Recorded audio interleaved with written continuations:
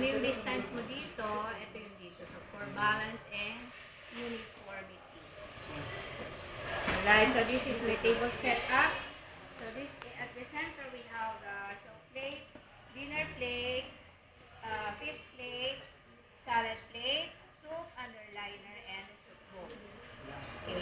On the right side we have the dinner, steak, fish, salad, sunay, and then we have the soup spoon and cocktail pour.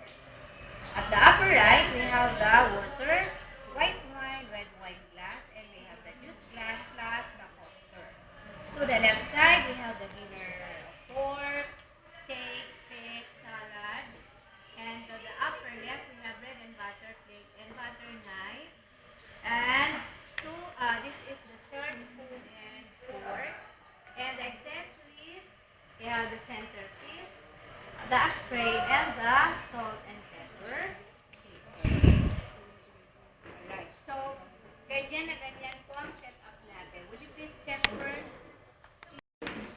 Alright, so ganito po ang makikita ko sa exam ha. Hindi kung saan-saan nyo ilalagay. Tingnan nyo muna.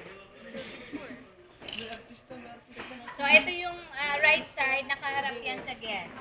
The right side of the napkin should face the guest. White, red,